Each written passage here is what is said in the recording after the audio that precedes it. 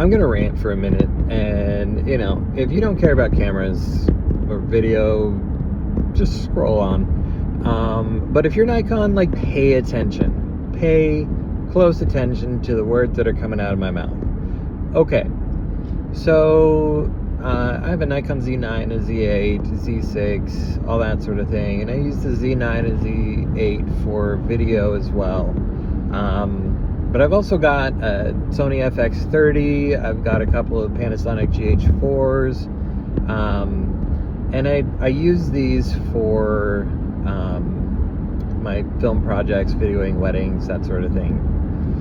So I recently was videoing a wedding, and I wanted another camera that would work for my videography, and I wanted to try the Nikon ZR because that's the new Nikon and Red collaboration. It's a cinefocused, this is going to be the new thing, and this is going to give me an opportunity to move away from the Sony FX30 and some of these other cameras, and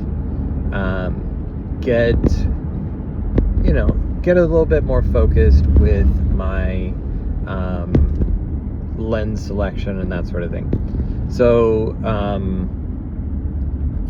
I got the rental, and shot the wedding with it and everything, and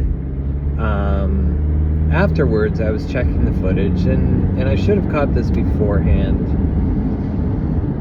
but I realized a glaring stupid problem that I don't know if Nikon is just dumb, or their teams are just not talking to each other, or they just made this decision on purpose.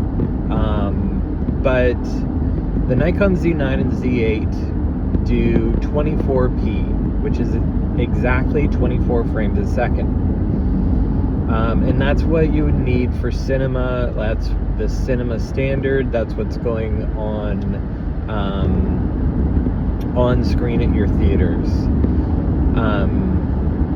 Now, when they take film and they put it on TV, it is what's called drop frame, which is 23.98 frames a second, 23.976, and so there's a slight difference in that frame rate. Well, the Nikon ZR only does drop frames, so it doesn't do the cinema 24 frames a second, which is confusing to me because that's supposed to be the cine focused camera, which should be doing the cine 24p.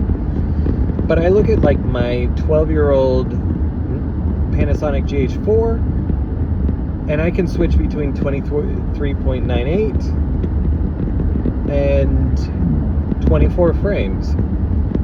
It has to reboot, but I can switch between them. The same thing with my Sony FX30. I can switch between 23.98 and 24 frames a second. The Nikon ZR only does 23 frames a second. The Nikon Z8 and Z9 only does 24 frames a second. So you cannot sync those two cameras in any way possible. If you're trying to match up those footages, you have to, every couple of minutes, resync and cut out those frames.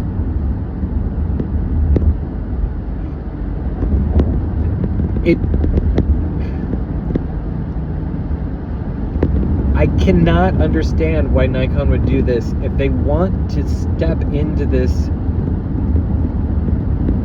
market, if you want to step into film market, give all the film frame rates, give all the, don't just hold something back.